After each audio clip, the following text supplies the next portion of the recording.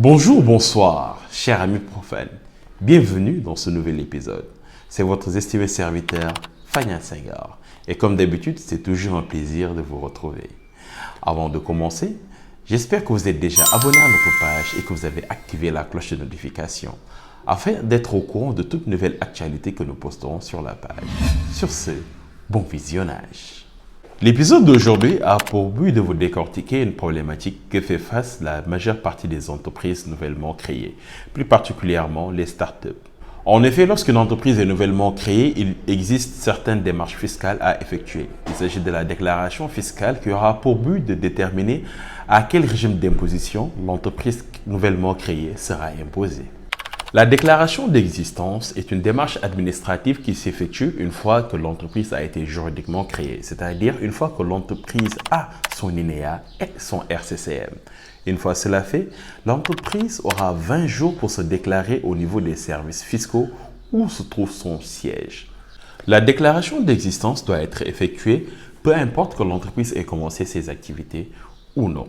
Si l'entreprise a déjà démarré ses activités, elle va faire une déclaration d'existence et de démarrage d'activité. Si l'entreprise n'a pas encore démarré ses activités, elle va faire une déclaration d'existence et de non-démarrage d'activité.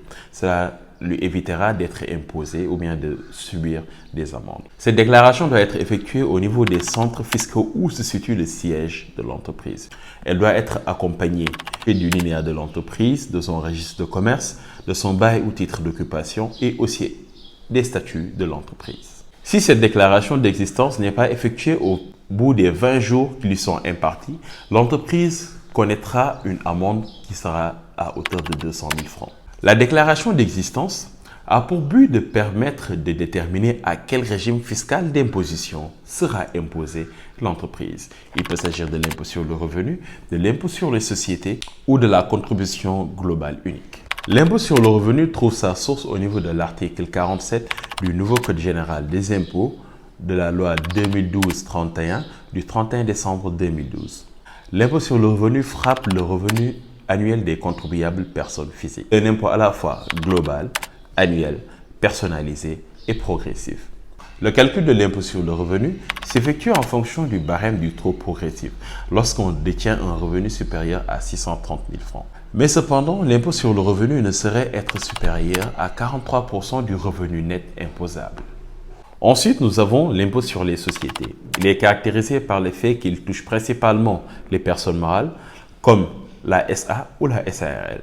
Il frappe le bénéfice imposable de ces sociétés, c'est-à-dire la différence entre les produits d'exploitation, les produits financiers, les plus-values d'une part, et d'autre part, tout ce qui est charges financières et également pertes au niveau de l'année.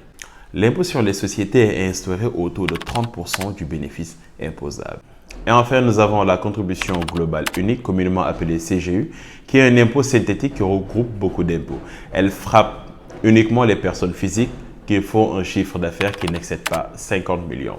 Cet impôt est au taux de 5% pour les prestataires, mais cependant, il ne saurait être inférieur à 30 000 francs. Il est de 2% pour les commerçants et producteurs, mais il ne saurait être également inférieur à 20 000 francs.